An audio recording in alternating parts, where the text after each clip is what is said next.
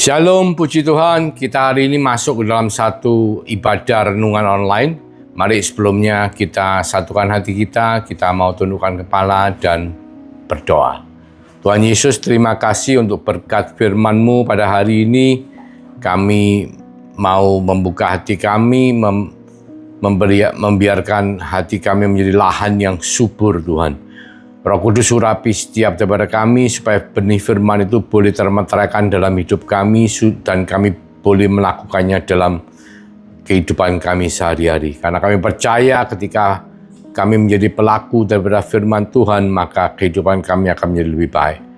Terima kasih Tuhan. Di dalam nama Yesus kami mengucap syukur, kami berdoa. Haleluya. Amin. Puji Tuhan. Tentunya kita semua sadar bahwa hari-hari terakhir ini penuh dengan kejadian yang mengejutkan saudaraku di seluruh dunia ya. Mulai dari sejak pandemi, setelah pandemi ada perang Ukraina dengan Rusia yang mungkin waktu itu kita hanya mengharapkan berlangsung sekejap sebentar selesai, tapi ternyata sampai hari ini pun masih belum selesai, bertahun-tahun sudah berjalan. Bahkan disambung lagi dengan peperangan antara Israel dengan Gaza.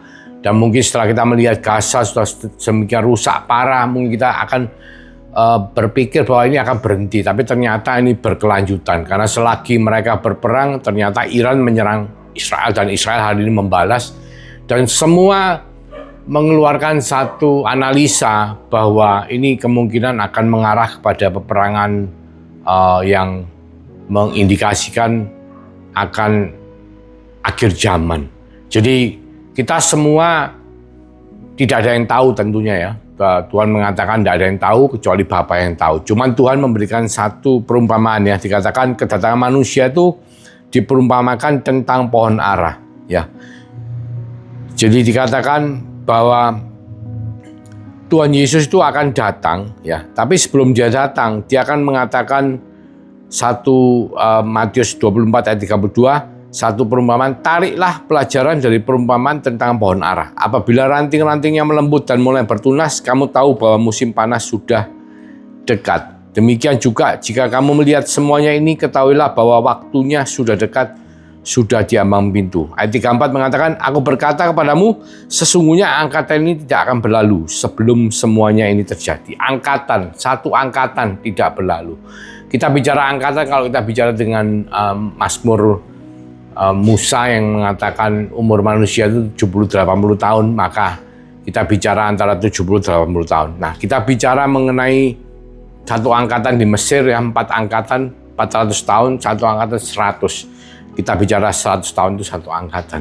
Dan kapan mulai kita perhitungannya? Adalah ketika pohon ara itu sudah ranting-rantingnya melembut dan mulai bertunas. Kita bicara pohon ara itu bicara mengenai perumpamaan tentang bangsa Israel. Kita semua tahu bangsa Israel tercerai berai seluruh dunia dan mereka kembali ke tempatnya pada 1948 dan mereka menyatakan dirinya sebagai bangsa Israel, bangsa yang merdeka dan diakui oleh PBB 1949. Jadi kalau kita bicara 1948, saudaraku, kita bicara satu angkatan 80 tahun, kita jumlahkan 1948 dengan 80 tahun itu 2028 atau kalau 49 diakui PBB kita tambahkan dengan 80 tahun itu 2029. Hari ini kita bicara 2025. Kalau kita bicara 100 tahun berarti 2049 atau 2048. Ya tentunya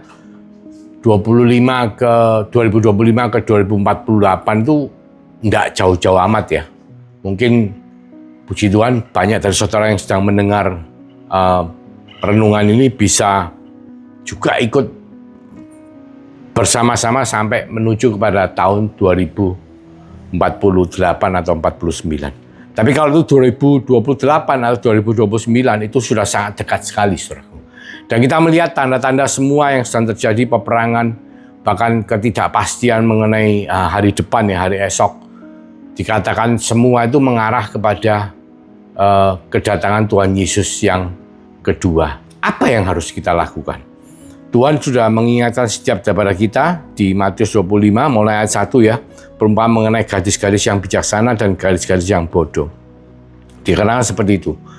Pada waktu itu hal kerajaan sorga seumpama 10 gadis yang mengambil pelitanya dan pergi menyongsong mempelai laki-laki. 5 diantaranya bodoh dan 5 bijaksana. Gadis-gadis yang bodoh itu membawa pelitanya tetapi tidak membawa minyak. Bawa pelita yang nyala tapi tidak membawa minyak. Sedangkan gadis-gadis yang bijaksana itu membawa pelitanya dan juga minyak dalam buli-buli mereka. Tapi karena mempelai itu lama tidak datang, juga mengantuklah mereka semua lalu tertidur. Waktu tengah malam terdengarlah suara orang berseru, "Mempelai datang, song-songlah dia." Gadis-gadis itu pun bangun semuanya lalu membereskan pelita mereka. Gadis-gadis yang bodoh berkata kepada gadis-gadis yang bijaksana, "Berikanlah kami sedikit dari minyakmu itu sebab pelita kami hampir padam." Tetapi jawab gadis-gadis yang bijaksana itu, "Tidak, nanti tidak cukup untuk kami dan untuk kamu. Lebih baik kamu pergi kepada penjual minyak dan beli di situ." Akan tetapi waktu mereka sedang pergi untuk membelinya, datanglah mempelai itu dan mereka yang telah siap sedia masuk bersama-sama dengan dia ke ruang perjamuan kawin, lalu pintu ditutup. Kemudian datang juga gadis-gadis yang lain itu dan berkata, "Tuan, Tuan, bukakanlah kami pintu." Tetapi ia menjawab, "Aku berkata kepadamu, sesungguhnya aku tidak mengenal kamu." Ayat 13, karena itu berjaga-jagalah, sebab kamu tidak tahu akan hari ataupun akan saatnya. Jadi kedatangan Tuhan yang kedua itu tidak ada yang tahu. Dikatakan seperti pencuri. Pencuri kalau datang kan malam. Semua orang tidak tahu, tiba-tiba pencuri itu masuk. Demikianlah ketika Tuhan Yesus datang kedua kalinya untuk menjemput saudara saya. Memang Tuhan sudah memberikan perumpamaan pohon ara. Dikatakan satu angkatan tidak akan lewat. Jadi kita semua punya satu gambaran bahwa satu angkatan tidak akan lewat setelah pohon ara itu mulai bertunas, bersemi dan bertunas. Nah, sekarang waktunya sudah dekat, saudaraku. Jadi Tuhan mengingatkan kita supaya berjaga-jaga. Karena kerajaan sorga itu ibaratnya seperti yang dikatakan, banyak yang dipanggil, banyak yang diundang, tapi sedikit yang terpilih. Ya. Jadi dikatakan kita semua nanti akan dijemput oleh mempelai pria. Kita adalah mempelai wanita. Dan kapan itu? Ya nanti, tidak ada yang tahu. Cuman Tuhan sudah mengingatkan, ayo berjaga-jagalah, sebab kamu tidak tahu akan hari maupun akan saatnya. Nah, berjaga-jaga itu gimana? Nah, kita lihat di perumpamaan 5 gadis bodoh dan 5 gadis bijaksana. Ternyata apa, saudaraku? Ternyata yang bijaksana itu bawa pelita, tapi juga dengan minyak. Yang bodoh itu bawa pelita nyala, tapi tidak ada minyak. Nah, itu apa gambarannya? Ternyata pelita itu adalah terang Kristus. Terang yang sudah diterima oleh setiap daripada kita yang bertobat, menerima Yesus Kristus sebagai Tuhan dan Juru Selamat. Kita beriman kepada Yesus sebagai Tuhan dan Juru Selamat. Tuhan mementeraikan rohnya dan Tuhan mengurapi setiap daripada kita supaya kita bisa masuk ke dalam kerajaan surga. Tetapi selama mempelai pria belum datang untuk menjemput atau kita belum menyelesaikan tugas kita di bumi.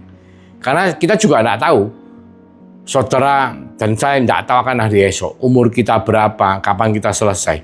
Itu kan gambarnya sama, Tuhan menjemput kita atau kita selesai di bumi. Pada saat itu kita akan, yang ditemukan beriman oleh Tuhan, kita akan bersama-sama dengan Yesus di Firdaus, ya, bersama-sama dengan Tuhan. Siapapun yang meninggal, yang menyelesaikan tugasnya di bumi dan ditemukan beriman, kita akan langsung bersama-sama dengan Tuhan. Sama saja dengan saat ketika Tuhan menjemput kita. Dan itu semua tidak ada yang tahu. Kita bisa saja ngomong, saya sehat, saya masih muda. Tetapi umur manusia tidak ada yang tahu. Hanya Tuhan yang tahu. Tapi Tuhan ngomong berjaga-jagalah. Dengan apa? Dengan kita membawa minyak. Minyak itu gambarannya apa? Kita semua tahu bahwa minyak itu adalah gambaran dari Roh Kudus. Ya. Minyak itu diperlukan supaya pelita terang Tuhan itu tetap menyala dalam kehidupan kita. Dikatakan apa? Setiap daripada kita yang beriman kepada Yesus Kristus sebagai Tuhan dan Juru Selamat, kita dimeteraikan oleh Roh Kudus. Roh Kudus itu sebagai roh yang menolong kita, menghibur kita, yang membuat kita beriman kepada Tuhan, yang menuntun kehidupan setiap daripada kita. Sehingga apa? Sehingga kita diluruskan, disucikan, dikuduskan, dibawa kepada jalan-jalan Tuhan. Karena apa, saudara? Hidup kita yang fana di bumi ini membuat kita nih selalu berjalan di dalam debu. Debu itu gambaran dari kotor, gambaran daripada dunia yang penuh dengan debu, yang selalu membuat kaki kita ini menjadi kotor dan berdebu. Sehingga ketika kaki kita berdebu, maka iblis itu seperti singa yang mengaum-ngaum itu selalu mencoba untuk menerkam. Dan iblis dikutuk Tuhan di Kejadian 3, itu dikatakan bahwa engkau akan merayap dengan perutmu dan debu dan tanah adalah makananmu. Mereka selalu mencari kaki daripada anak perempuan yang berdebu supaya apa? Digigit, dimangsa. Sehingga kita perlu tuntunan pimpinan Roh Kudus selalu. Ya, gambarnya seperti ini, saudaraku. Kalau kita berdoa di bait Allah, ya kita semua ini bait Allah. Karena apa? Roh Allah berdiamkan dalam tubuh kita. Dan Roh Allah itu roh penolong Parakletos yang selalu menuntun kehidupan kita. Ketika kita belajar untuk bergaul dengan Roh Kudus, membiarkan hidup kita dipimpin oleh Tuhan. Ya, gambarannya seperti ini. Perjanjian Lama, ketika seorang berdoa kepada Tuhan, mereka datang kepada bait Allah membawa kurban. Dan mereka kurban itu disembeli, dibawa masuk melalui ruang kudus dan masuk ke ruang Maha Kudus. Lah, ruang kudus dan ruang Maha Kudus ini tertutup penuh, saudara. Tidak ada cahaya sama sekali. Tertutup dari atas. Cuman di ruang kudus yang setelah Yesus Kristus menyerahkan nyawanya mati di atas kayu salib itu menjadi satu dengan ruang Maha Kudus. Itu ada 7 kaki dian yang berisikan pelita yang tidak pernah mati. 24 jam selalu nyala. Dan pelita itu harus selalu diberikan minyak. Gambarannya adalah selalu harus ada tuntunan pimpinan Roh Kudus yang bisa menuntun kita untuk bisa menghadap ketemu dengan Tuhan, menerima tuntunan dan pimpinan Tuhan. Karena apa? Kalau kita sendiri berjalan tanpa tuntunan dan pimpinan daripada Tuhan di bumi ini, maka si jahat itu seperti singa yang mengaum-ngaum mencari mangsa. Selalu membuat kita ini masuk ke dalam masalah. Selalu menyusahkan kita, selalu membuat kita terjatuh ke dalam dosa. Selalu ingin kita ini menjauh daripada Allah. Oleh karena Tuhan memeteraikan rohnya, sehingga kita menjadi bait Allah. Di mana bait Allah itu membuat kita, saudara dan saya, bisa berkomunikasi, bisa menghampiri tahta kasih karunia Tuhan. Karena apa? Karena ada kuasa Roh Kudus yang ada, yang hidup di dalam diri setiap daripada orang yang percaya dan beriman kepada Yesus Kristus sebagai Tuhan dan Juru Selamat, supaya hidup kita ini tertuntun. Jadi ketika kita berjaga-jaga sambil menunggu kedatangan mempelai pria, kita harus membuat kehidupan kita itu seperti di Roma 12 ayat 1. Saudara, kita lihat ya, di Roma 12 ayat 1. Ternyata Tuhan sudah memberikan satu gambaran yang jelas sekali mengenai bagaimana kita harus menghadapi semua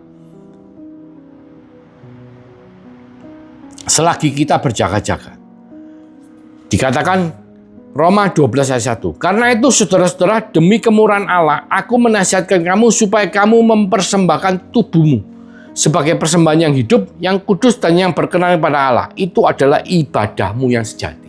Jadi maksudnya apa? Maksudnya itu kalau kita itu beribadah kepada Tuhan, bukan dikatakan berjaga-jaga, kita harus selalu beribadah dengan datang ke gereja, menjadi hamba Tuhan, selalu. Wah, pokoknya melatih ibadah kita 24 jam, 7 hari seminggu, 31 hari sebulan, 365 hari setahun. Supaya apa? Supaya kita sanggup untuk berjaga-jaga. Enggak. Tapi Tuhan ingin supaya apa yang Tuhan sudah taruh, Taman Eden kita, saudara dan saya, setiap dari kita itu punya panggilan masing-masing. Mungkin saya sebagai businessman dan terakhir diminta Tuhan ditunjuk, diperlengkapi Tuhan untuk bisa melayani sebagai hamba Tuhan. Mungkin saudara sebagai businessman murni, mungkin saudara sebagai pengajar, mungkin saudara sebagai insinyur, kontraktor. Seperti Rasul Paulus kan juga kontraktor, bangun kemah. Zaman itu ya, hari ini kita bicara kontraktor bangun bangunan. Tapi dia juga memberitakan Injil. Jadi kehidupan dia tetap berjalan. Kehidupan saudara mungkin artis, tapi saudara dipakai, saudara mungkin presiden. Seperti kita ngomong Presiden Trump, mungkin terkenal karena orang yang kontroversi dalam mengambil tindakan, berani untuk melawan ya, dan melakukan banyak tindakan yang sangat mengejutkan. Tapi satu hal yang kita salut adalah dia presiden yang satu-satunya berdoa pagi sebelum memulai harinya di White House. Dan dia membawa renungan-renungan ibadah selalu dalam setiap kesibukan sehari-harinya memerintah sebagai presiden Amerika. Dan ini adalah gambaran daripada Roma 12 ayat 1. Jadi mempersembahkan hidup kita itu sebagai persembahan yang kudus. Ya, jadi dalam pekerjaan kita, dalam keseharian kita, kita selalu mengutamakan Tuhan. Loh bagaimana Pak? Ya, satu, kita harus punya kehidupan doa. Doa 5 kali sehari. Pagi hari kita berdoa, bangun, buka mata, bangun tidur buka mata. Kalau dulu mungkin sebelum ini saudara langsung lihat handphone. Jangan saudara.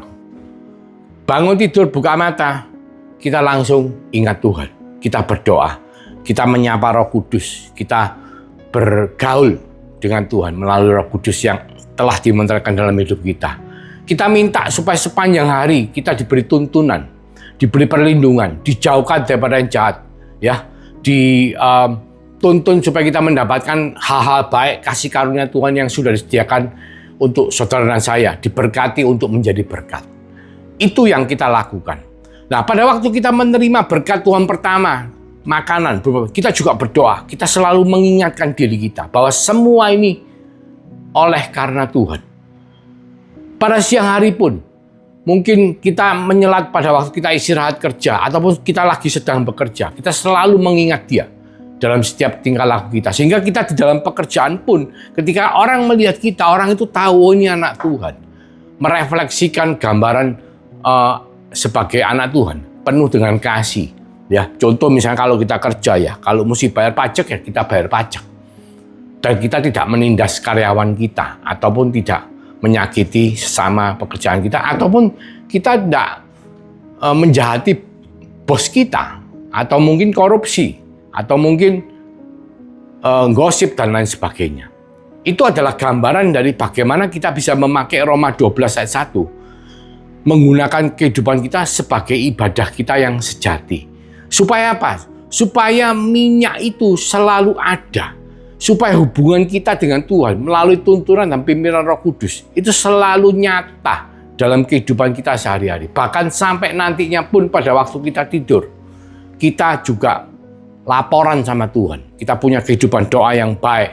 Kita laporan sama Tuhan. Kita juga melakukan saat teduh. Mungkin beberapa dari saudara lebih senang misalnya saudara pagi hari buka Alkitab, punya saat teduh dengan Tuhan, baca 1-2 ayat atau 1-2 pasal. Atau mungkin saudara senang tengah-tengah saudara bekerja, saudara ambil break, saudara buka Alkitab melalui HP saudara, atau mungkin melalui renungan yang saudara terima dari HP. Saudara bisa merenungkan itu. Atau mungkin saudara suka buka YouTube, mendengarkan rekaman video khotbah di YouTube, dan setelah itu saudara saat teduh dengan Tuhan. Atau saudara mungkin suka ketika saudara menyetir mobil atau menyetir sepeda motor, saudara sambil memuji Tuhan, saudara sambil berbahasa roh, berdoa kepada Tuhan.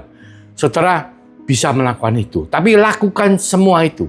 Seperti yang Tuhan katakan, gunakan hidupmu, persembahkanlah kepada Tuhan, supaya menjadi ibadah yang sejati. Karena dengan itu saudara mulai mengumpulkan minyak urapan Roh Kudus itu, supaya ketika saatnya tiba, saudara siap untuk berangkat bersama-sama mempelai pria.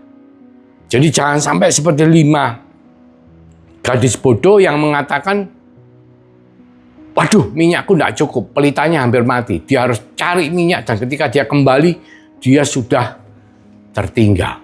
Ingat, waktunya sudah dekat. Berjaga-jagalah, pakailah kehidupan saudara.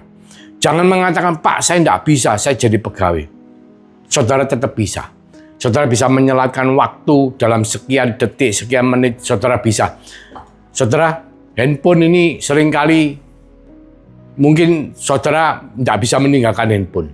Mungkin setiap 5 menit, 10 menit sekali saudara kepingin lihat. Nah, ini bukan berarti sesuatu negatif ketika saudara bisa menggunakan kesempatan ini, melakukan hal yang sama dengan mengarahkan hidup saudara sebagai ibadah yang sejati.